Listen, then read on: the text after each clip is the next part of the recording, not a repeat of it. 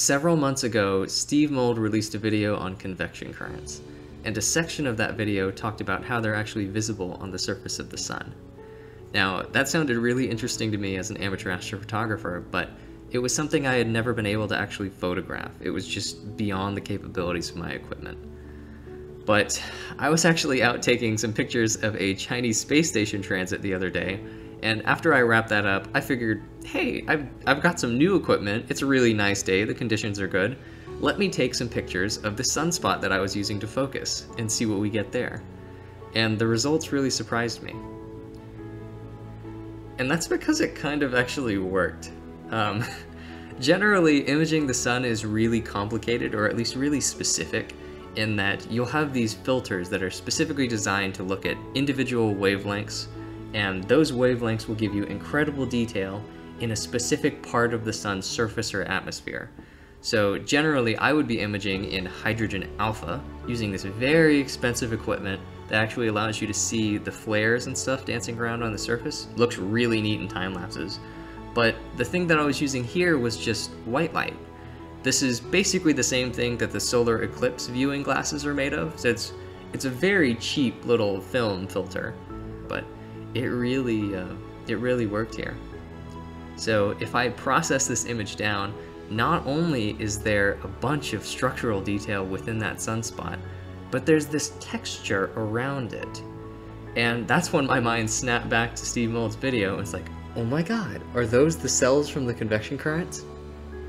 Now, unfortunately at the time, I only had a single image, so I didn't actually have any way to verify that they were bubbling up, or to technically confirm that they were indeed the convection cells, but that just led me to think, okay, if I can have a nice, good viewing session where there's really optimal conditions, kind of like they were that day, I can do a time lapse, and I can try and see both the bubbling action and whether or not the sunspot sort of evolves over a couple hours.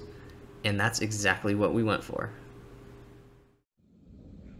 And here we are, out in the plus 100 degree heat advisory weather, on the sun right now with the big boy, having burned through our first Gatorade. But seeing how long we can go, hopefully gonna get a good time lapse here. 2 hours ended up being the limit here, and that was really data driven because that's all my computer could afford. It was about 400 gigabytes in total, which is a lot. And it was a lot to process too, especially when there's an error and your computer like bricks itself. Didn't end up losing any data from that, just had to reformat the drive and reinstall Windows and all the setup stuff again, but this is the time lapse that we ended up with.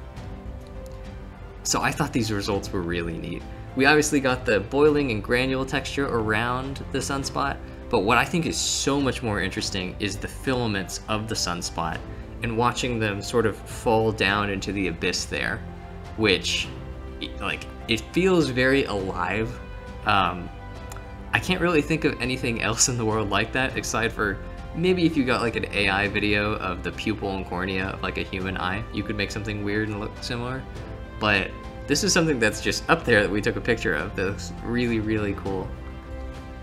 So naturally, the question that popped into my mind, and the question that's probably on somebody else, is what happens if we look at a sunspot like this with like an actual space telescope, not any of this ground observatory or amateur telescope kind of stuff? And we have before. JAXA, the Japanese Space Agency, has a SOT, Solar Observing Telescope, that they've done some time lapses of sunspots before, and this is what that looks like. And it's just so surreal looking.